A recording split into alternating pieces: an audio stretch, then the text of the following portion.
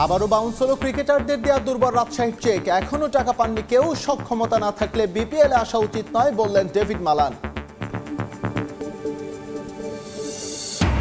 বিসিবির গঠনতন্ত্র সংশোধন প্রক্রিয়া স্থগিত হওয়ায় মাঠে ফিরছে ক্লাবগুলো। প্রিমিয়ার লিগের দলবদল ফেব্রুয়ারিতে, একই সঙ্গে চলবে প্রথম বিভাগ আর ডিপিএল। গুঞ্জন সত্যি করে লেস্টার সিটি থেকে ধারে শেফিল্ডে যোগ দিলেন হামজা চৌধুরী। চ্যাম্পিয়নশিপ থেকে ক্লাবকে ইপিএল এ ফেরানোর লক্ষ্য লাল সবুজ মিডফিল্ডারে। এবং শেষ হলো নেইমারের সৌদি আরব অধ্যায়। আল হিলাল থেকে ব্রাজিল সুপারস্টার ফিরছেন শৈশবের ক্লাব সান্তোসে। চলতি সপ্তাহের শেষে মেডিকেল টেস্ট।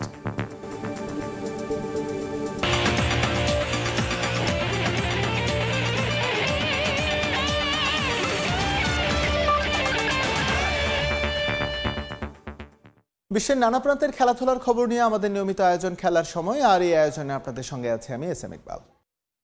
পারিশ্রমিক ইস্যুতে চলমান দুর্বার রাজশাহীর নাটক। আবারও বাউন্স হয়েছে ক্রিকেটারদের দেওয়া চেক। আগের দিন চেক দিলেও ব্যাংকের অ্যাকাউন্টে টাকা না থাকায় টাকা তুলতে পারেননি কোনো ক্রিকেটার।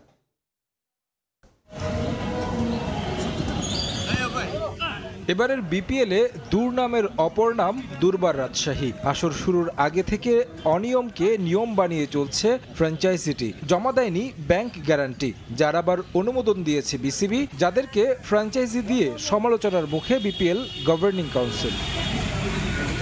একের পর এক দুর্নাম ছড়িয়ে যাচ্ছে দলটি। সবশেষ পারিশ্রমিক না দেয়ায় দলটার বিদেশি ক্রিকেটাররা অস্বীকৃতি জানান ম্যাচ খেলতে।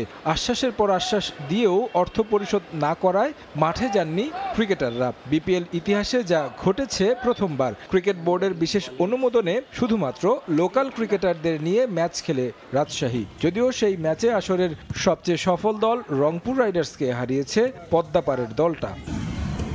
জানা গেছে রোববার ম্যাচের আগে লোকাল ক্রিকেটারদের পারিশ্রমিকের ব্যাংক চেক দিয়েছে ফ্র্যাঞ্চাইজিটি। সোমবার সেই চেক ডিপোজিট করতে গিয়ে আবারও প্রতারিত হয়েছেন ক্রিকেটাররা। অ্যাকাউন্টে চেকের পরিমাণ অর্থ না থাকায় শূন্য হাতেই ফিরতে হয়েছে তাদের, জানিয়ে ক্ষুব্ধ ক্রিকেটাররা। এদিন অবশ্য গ্রুপ পর্বের শেষ ম্যাচ খেলেছেন ক্রিকেটাররা। মূলত বিসিবি তাদের আশ্বাস দেয় ম্যাচ খেলেছেন তারা।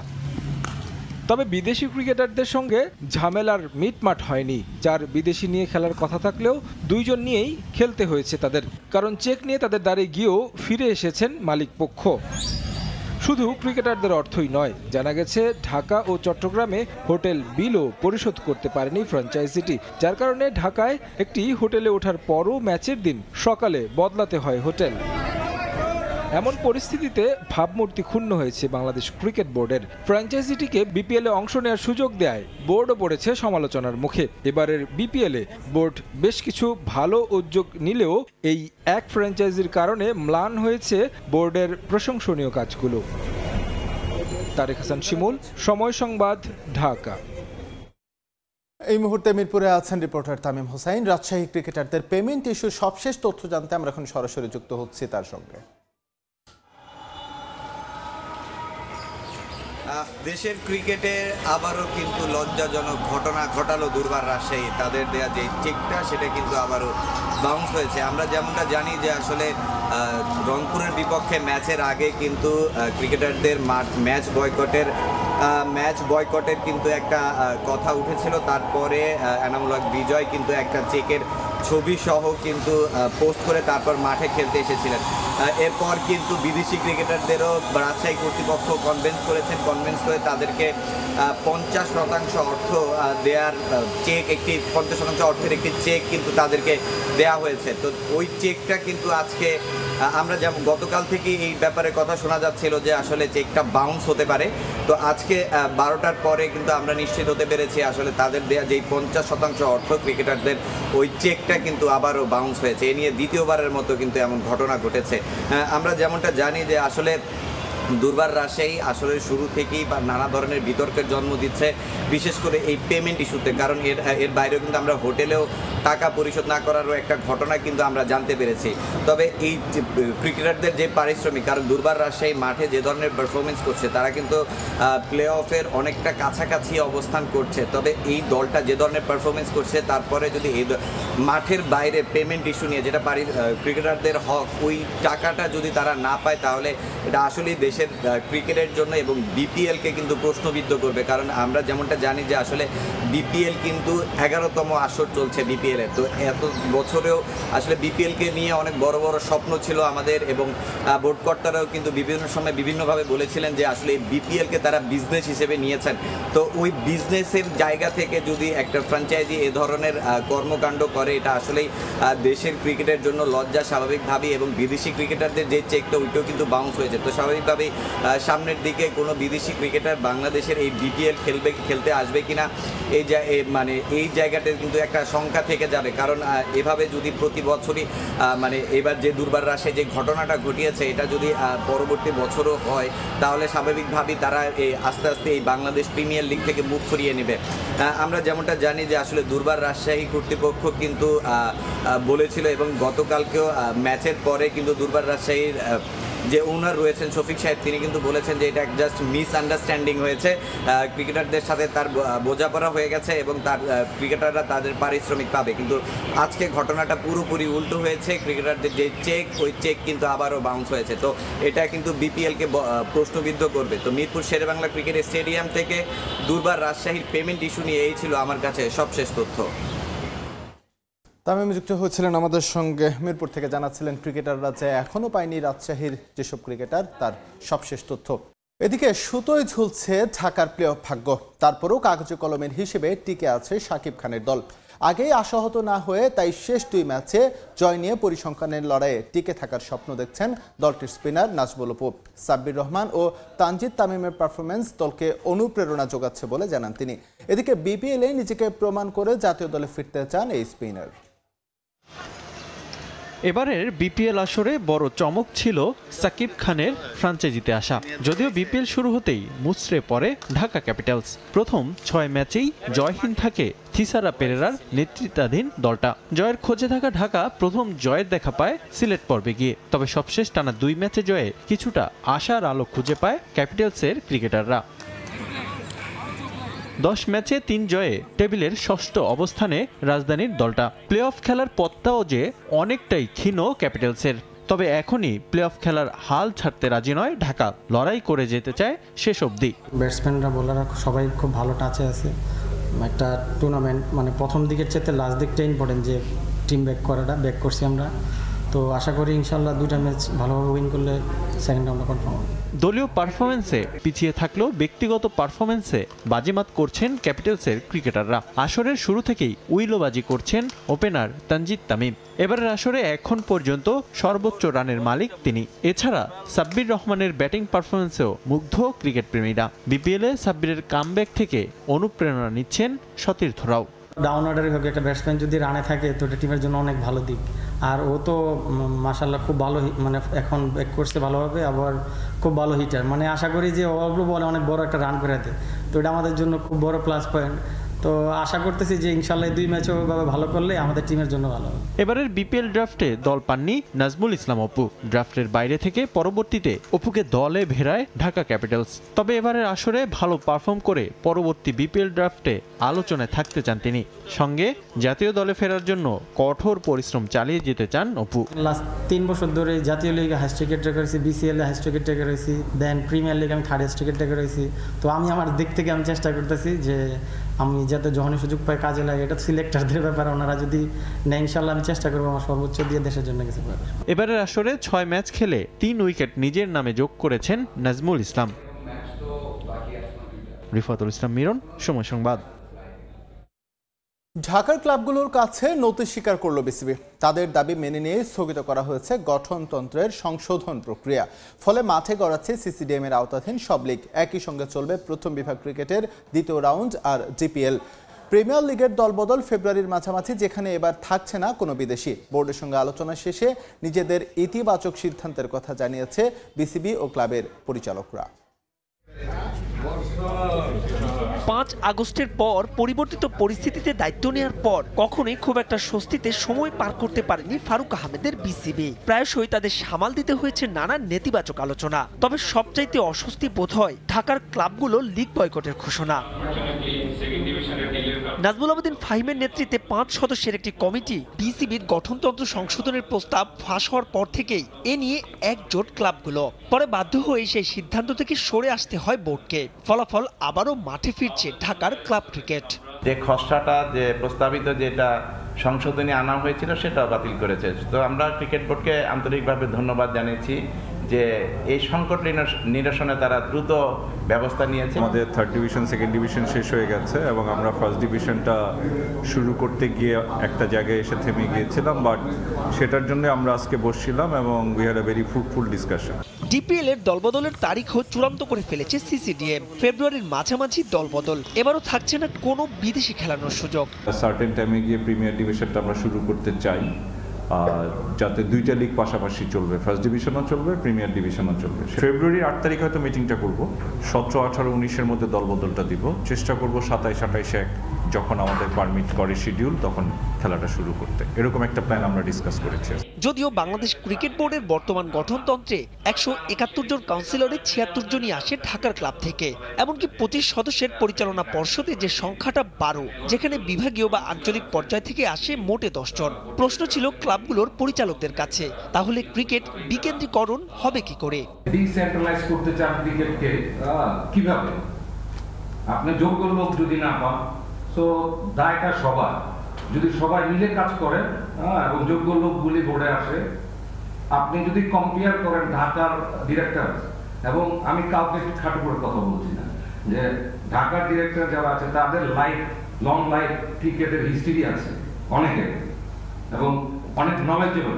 আমরা এটা মনে করি যে ঢাকার ক্রিকেট লিগ মানে বাংলাদেশের ক্রিকেট, কারণ ঢাকার ক্রিকেট ক্লাবগুলিতে শুধু ঢাকার অর্গানাইজার ইনভলভ নাই, এখানে বাংলাদেশের সবাই কিন্তু ইনভলভ আছে। 12 জন যে পরিচালক ছিল ঢাকার ক্লাবগুলি থেকে, সেটা বাড়িয়ে 16 জন করা হোক, এটা আমাদের দাবি ছিল। বাকিটা বিসিবির বিবেচ্য বিষয়, তারা কি করবে। বাংলাদেশের ক্রিকেট উত্থানে ঢাকার ক্লাবগুলোর ভূমিকা অপরিসীম। অবশ্য নানা কারণে বিসিবিও একরকম জিম্মি তাদের কাছেই। তবে আপাতত সহজ রাস্তা বোর্ড বেছে নেয় লিগ বন্ধের অনিশ্চয়তা দূর হলেও ক্লাবগুলোর দাদাগিরি রেখে গেছে অনেক প্রশ্ন। প্যারালালি 2টা লিগ চালাবো। মাহবুব রিমন, সময় সংবাদ, ঢাকা। পাকিস্তানের মুলতান টেস্ট হারের সুবিধা পেল বাংলাদেশ। পয়েন্ট টেবিলের 7 থেকে আইসিসি ওয়ার্ল্ড টেস্ট চ্যাম্পিয়নশিপের 2023 থেকে 25 চক্র শেষ করেছে টাইগাররা। অন্যদিকে ওয়েস্ট ইন্ডিজের বিপক্ষে হেরে পয়েন্ট টেবিলের তলানিতে থেকে টেস্ট চ্যাম্পিয়নশিপ শেষ করেছে পাকিস্তান।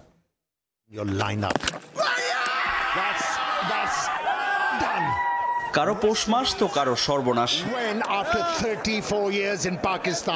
মুলতান টেস্টের ফলাফল পাকিস্তানের জন্য লজ্জাজনক হলেও সুখবর দিল বাংলাদেশকে। প্রায় 35 বছর পর পাকিস্তানের মাটিতে টেস্ট ম্যাচ জিতল ওয়েস্ট ইন্ডিজ। মুলতানে মাত্র 2.5 দিনে শেষ হয় ম্যাচ। 120 রানের বড় জয়, 2 ম্যাচ সিরিজ সমতায় শেষ করে ক্যারিবীয়রা। মুলতান টেস্টে শুধু ওয়েস্ট ইন্ডিজের ঐতিহাসিক জয়ে সীমাবদ্ধ থাকলো না, এই ম্যাচ বদলে দিয়েছে আইসিসি ওয়ার্ল্ড টেস্ট চ্যাম্পিয়নশিপের পয়েন্ট টেবিলের গ্রাফও।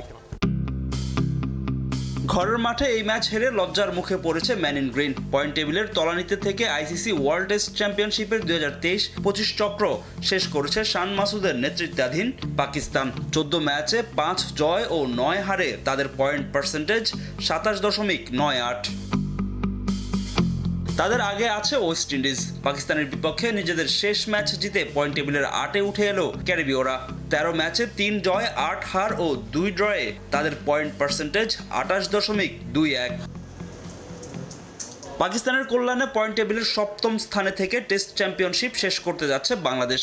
এর আগে 2 চক্রের প্রতিবারই পয়েন্ট টেবিলের তলানিতে থেকে শেষ করেছিল টাইগাররা। তবে এবার সেই লজ্জার মুখে পড়তে হচ্ছে না নাজমুল হোসেন শান্তর দলকে। 12 ম্যাচে 4 জয়, 8 হারে বাংলাদেশের পয়েন্ট পার্সেন্টেজ 31.25। এদিকে চলতি টেস্ট চ্যাম্পিয়নশিপ চক্রের বাকি আছে আর মাত্র 2টি ম্যাচ। বুধবার থেকে শুরু হতে যাওয়া অস্ট্রেলিয়া শ্রীলঙ্কা সিরিজ দিয়ে শেষ হতে যাচ্ছে এবারের লিগ পর্বের খেলা। এরই মধ্যে নিশ্চিত হয়ে গেছে ফাইনালের 2 দল। আগামী জুনে লর্ডসে শিরোপার জন্য মুখোমুখি হবে অস্ট্রেলিয়া ও সাউথ আফ্রিকা। ফাহিম ইসলাম, সময় সংবাদ। গুঞ্জন সত্যি করে মধ্যবর্তী দলবদলে লেস্টার সিটি থেকে লোনে চ্যাম্পিয়নশিপের ক্লাব শেফিল্ড ইউনাইটেডে যোগ দিলেন বাংলাদেশি ডিফেন্সিভ মিডফিল্ডার হামজা চৌধুরী। আপাতত ধারে ব্লেডস শিবিরে থিতু হলেও ইঙ্গিত মিলেছে ক্লাবটির সঙ্গে তার চুক্তি স্থায়ী হওয়ার। শেফিল্ডে যোগ দিয়ে ক্লাবটিকে চ্যাম্পিয়নশিপ থেকে প্রিমিয়ারে ফেরানোর লক্ষ্য ২৭ বছর বয়সী হামজার। পেছনে লাল সবুজ, সামনে বাংলাদেশের হামজা দেওয়ান চৌধুরী। ক্যাপশনে লেখা উইনিং মেন্টালিটি। হোক না লোনে, তবুও হামজা এখন শেফিল্ডের ফুটবলার। গুঞ্জন ছিল আগেই, মধ্যবর্তী দলবদলে বাকি ছিল কেবলই আনুষ্ঠানিকতার। সেটাও হয়ে গেল সোমবার। ব্লেডদের সামাজিক যোগাযোগ মাধ্যমের পাতা জুড়ে তাই কেবলই হামজা আর বাংলাদেশের ভক্ত সমর্থকদের শুভকামনার বার্তা। কাগজে কলমে লেস্টারের সঙ্গে এখনও ২.৫ বছরের চুক্তি বাকি লাল সবুজের এই ডিফেন্সিভ মিডফিল্ডারের। তবে চলতি মৌসুমের শুরু থেকে একাদশে থাকাটা কঠিন হয়ে গিয়েছিল হামজার। ফকদের জার্সিতে সুযোগ মিলেছিল মোটে ৬ ম্যাচে, তাই তো দুপক্ষের সম্মতিতে গুড বাই জানালেন লেস্টারকে। আপাতত বছরের বাকিটা সময় শেফিল্ডের জার্সিতে ধারে খেললেও থাকছে ক্লাবটির সঙ্গে চুক্তি স্থায়ী করার সুযোগও। গেলবার প্রিমিয়ার লিগ থেকে অবনমন হওয়া শেফিল্ড চলতি মৌসুমে অবশ্য দারুণ সময় পার করছে চ্যাম্পিয়নশিপে। ২৯ ম্যাচে ৫৮ পয়েন্ট নিয়ে আছে লিগ টেবিলের ২-এ। তাদের চাইতে ২ পয়েন্ট এগিয়ে থেকে লিডস শীর্ষে। প্রিমিয়ারে সরাসরি জায়গা করে নিতে থাকতে হবে সেরা ২-এর মধ্যে। আর দলের হয়ে সেই কাজটাই করতে চান হামজা। বর্তমান চুক্তি অনুযায়ী আমি কয়েক সপ্তাহ এখানে খেলবো, তবে আমি খুবই আনন্দিত। এই ক্লাবের হয়ে মাঠে নামতে আমি প্রস্তুত আছি। লিগ টেবিলে দলের অবস্থান আমি দেখেছি। আমি শেফিল্ডকে উপরের দিকে নিয়ে যেতে সাহায্য করতে চাই। ২০১৫ সালে লেস্টারে যোগ দেওয়ার পর ফকদের জার্সিতে ৯১ ম্যাচ খেলেছেন হামজা দেওয়ান চৌধুরী। জিতেছেন ঐতিহ্য মর্যাদার এফএ কাপ সহ ৩টা শিরোপা। এর আগেও থার্ডে বার্টন অ্যালবিয়ন আর ওয়াটফোর্ডে খেলেছেন তিনি। শনিবার ডার্বি কাউন্টির বিপক্ষে ম্যাচ দিয়ে শেফিল্ডের জার্সিতে শুরু হতে পারে হামজার নতুন পথ চলা। আর ২৫ মার্চ শিলংয়ে ভারতের বিপক্ষে এশিয়ান কাপ কোয়ালিফিকেশনের ম্যাচ দিয়ে লাল সবুজের জার্সিতে অভিষেক হতে পারে হামজা দেওয়ান চৌধুরীর।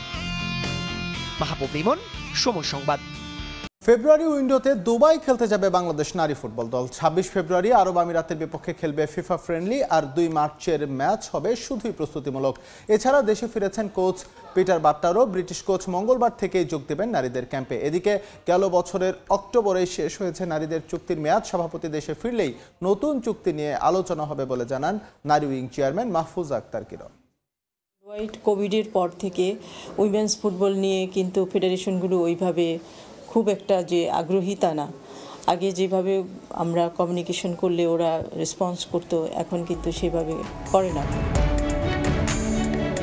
কদিন আগেই ইতিহাস গড়ে জিতেছে সাফের শিরোপা। ব্যাক টু ব্যাক ট্রফি জিতে বাংলাদেশের নারীরা প্রমাণ করেছে দক্ষিণ এশিয়ায় তারাই সেরা। তবে সেই দলটাই নাকি ফিফা ফ্রেন্ডলি খেলতে খুঁজে পাচ্ছে না প্রতিপক্ষ। অথচ ফেব্রুয়ারি উইন্ডোতে ফিফা প্রীতি ম্যাচ খেলবে নেপাল, ভারতের মতো দলগুলো। প্রশ্ন এখন তারা কি করে পেল? ফেব্রুয়ারি উইন্ডোতে ফিফা ফ্রেন্ডলি খেলার জন্য অনেক জায়গায় চিঠি পাঠিয়েছে বাফুফে। অবশেষে সাড়া মিলেছে আরব আমিরাতের পক্ষ থেকে। যদিও ম্যাচ দুটি হলেও ফিফার স্বীকৃতি মিলবে এক ম্যাচে। আমরা অনেকগুলো দেশকে ফিফা উইন্ডোতে খেলার জন্য চিঠি দিয়েছিলাম। এখন আমাদের কাছে যেটা রেসপন্স এসছে সেটা হচ্ছে ইউএই। একটা ম্যাচ আমাদের উইন্ডোতে পড়বে আর একটা উইন্ডোতে পড়বে না। এক টিম এখান থেকে যাবে ২৪ তারিখে, ২৬ একটা ম্যাচ খেলবে, সেকেন্ড ম্যাচ মার্চ আরেকটা খেলবে। এটার রেজাল্টটা র্যাঙ্কিংয়ে আসবে। আর মার্চে যেটা খেলবো সেটা আমরা প্র্যাকটিস ম্যাচ হিসেবেই ধরতে পারি। জুনে এশিয়ান কাপ বাছাই পর্ব খেলবে সাবিনারা, যার জন্য প্রস্তুতিও নেওয়া চাই সেই রকমই। বাফুফেও পরিকল্পনা করছে আরও ম্যাচ খেলার। দেশে ফিরেছেন কোচ পিটার বাটলারও। আর লন্ডন থেকে সভাপতি দেশে ফিরলেই আলোচনা হবে নারীদের নতুন কেন্দ্রীয় চুক্তি নিয়ে। AFC Asia cup qualifying round খেলবে ২০২৬ অস্ট্রেলিয়া। সেটার জন্য আগে আমরা অন্তত 2টা প্র্যাকটিস ম্যাচ খেলবো। একটা তো এখন খেললো, আরেকটা মিনিমাম খেলতে হবে। সেটার জন্য আমাদের চেষ্টা অব্যাহত আছে। প্রেসিডেন্ট দেশে নাই, উনি দেশের বাইরে আছেন। আমাদের ইন্টারনালি কাজ চলতেছে, আমরা কাজ আগিয়ে রাখতেছি। উনি আসলে যাতে ওইটা কাজ করা যায়, ও চুক্তি হবে। গেল বছরের অক্টোবরে বাফুফের সঙ্গে চুক্তির মেয়াদ শেষ হয় নারী ফুটবলারদের। এরপর বাফুফের নির্বাচনের ব্যস্ততা, নতুন করে স্ট্যান্ডিং কমিটি গঠন করা নিয়ে একাধিক সভা হলেও তেমন কোনো আলোচনা হয়নি নারী ফুটবলারদের চুক্তির বিষয় নিয়ে। তামিম হোসেন, সময় সংবাদ, ঢাকা।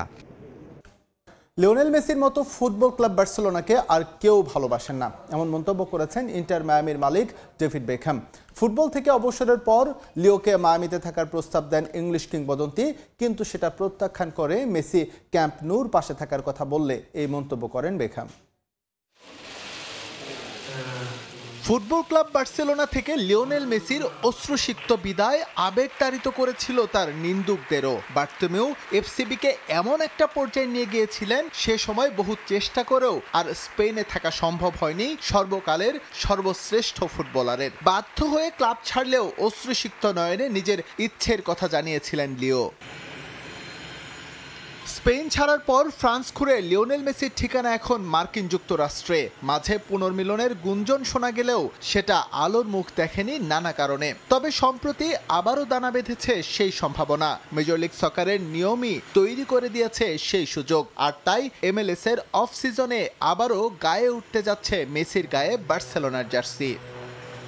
2026 বিশ্বকাপের পর জাতীয় দলের জার্সি লিও খুলে রাখছেন, এটা প্রায় শতভাগ নিশ্চিত। এর কিছুদিন পর হয়তো বিদায় বলবেন ক্লাব ফুটবলকেও। লিওর ইচ্ছা তার সেই বিদায়টা হোক স্পেনে, বার্সার জার্সি গায়ে চাপিয়েই। পরিস্থিতিও যাচ্ছে সেদিকেই।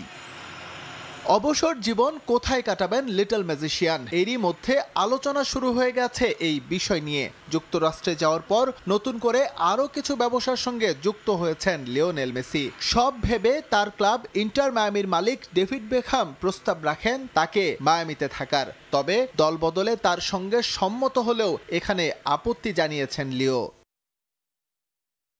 অবসরের পর লিওনেল মেসিকে আমি মায়ামিতে থাকার জন্য বলেছিলাম, কিন্তু লিও আমাকে জানিয়েছে সে শুধু ক্যাম্প নুর আশেপাশে থাকার চিন্তা করছে। আসলে তার মতো কোনো ফুটবলার নেই যে বার্সেলোনাকে এত ভালোবাসে। আপনি তার পায়ে বার্সার লোগো দেখতে পাবেন, এমনকি তার পানির বোতলেও সেটা আছে। মেজর লিগ সকারের অফ সিজন শুরু হয়ে যায় নভেম্বরে। পরের বছর এপ্রিল পর্যন্ত থাকে সেখানে লম্বা বিরতি। এই সময়ের মধ্যে বার্সেলোনার হয়ে লিও শুধু লা লিগা নয়, খেলতে পারবেন চ্যাম্পিয়ন্স লিগও। তবে সামনের বছর বিশ্বকাপ থাকায় আসছে মৌসুমে তার ধারে বার্সেলোনায় যাওয়ার সম্ভাবনা একেবারেই কম। এসএম ইকবাল, সময় সংবাদ। যুক্তরাষ্ট্রের টেক্সাসে অনুষ্ঠিত হলো Austin Bangladeshi community table tennis tournament. অস্টিনে বসবাসরত বিভিন্ন বয়সী 56 জন খেলোয়াড় অংশ নেন। এছাড়া চলতি বছরের সেপ্টেম্বরে অস্টিনে অনুষ্ঠিত হবে আন্তর্জাতিক পর্যায়ে north American Bangladeshi table tennis tournament. যুক্তরাষ্ট্র থেকে লস্কর আল মামুনের রিপোর্ট।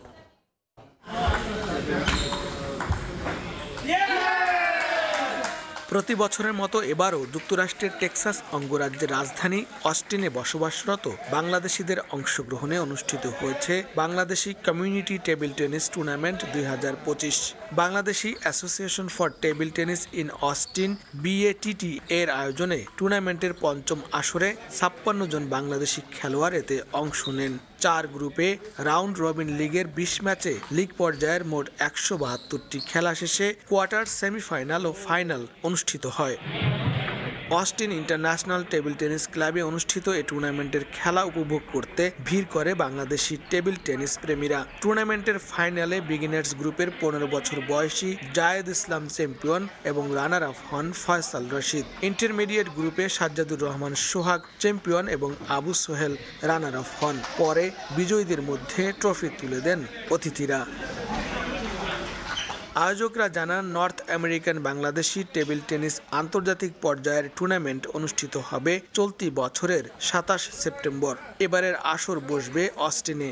এতে যুক্তরাষ্ট্র ও কানাডার শতাধিক পেশাদার বাংলাদেশি টেবিল টেনিস খেলোয়াড়রা অংশগ্রহণ করার কথা রয়েছে। লস্কর আল মামুন, সময় সংবাদ, যুক্তরাষ্ট্র। বাংলাদেশ ক্রিকেট বোর্ডের আয়োজনে বগুড়ায় প্রাইম ব্যাংক জাতীয় স্কুল ক্রিকেট টুর্নামেন্টের উদ্বোধন করা হয়েছে। বগুড়া পুলিশ লাইন্স মাঠে টুর্নামেন্টের উদ্বোধন করা হয়। উদ্বোধনী খেলায় Bogura police lines school and college 1 উইকেটে নিশিন্দারা ফকির উদ্দিন স্কুল অ্যান্ড কলেজকে হারায়। প্রথমে ব্যাট করে Nishindara Fakir Uddin school and college সব কয়টি উইকেট হারিয়ে 115 রান করে। জবাবে Bogura police lines school and college দল 9 উইকেট হারিয়ে জয় নিশ্চিত করে। বগুড়া জেলা ক্রীড়া সংস্থার ব্যবস্থাপনায় এবারের টুর্নামেন্টে বগুড়া শহরের মোট 8টি স্কুল অংশগ্রহণ করে।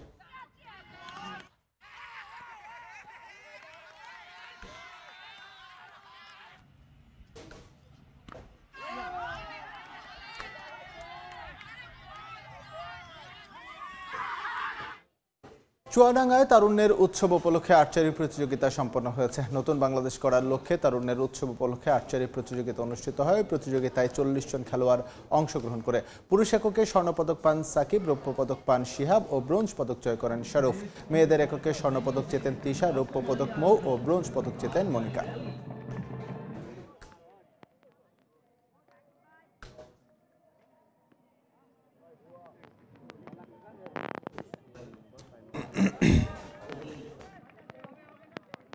সবাই সাকিব ভাই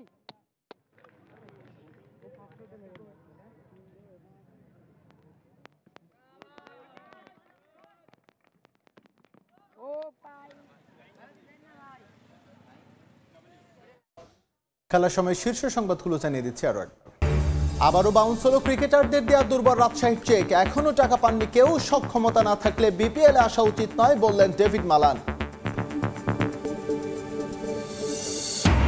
বিসিবির গঠনতন্ত্র সংশোধন প্রক্রিয়া স্থগিত হওয়ায় মাঠে ফিরছে ক্লাবগুলো। প্রিমিয়ার লিগের দলবদল ফেব্রুয়ারিতে, একই সঙ্গে চলবে প্রথম বিভাগ আর ডিপিএল। গুঞ্জন সত্যি করে লেস্টার সিটি থেকে ধারে শেফিল্ডে যোগ দিলেন হামজা চৌধুরী। চ্যাম্পিয়নশিপ থেকে ক্লাবকে ইপিএল এ ফেরানোর লক্ষ্য লাল সবুজ মিডফিল্ডারের।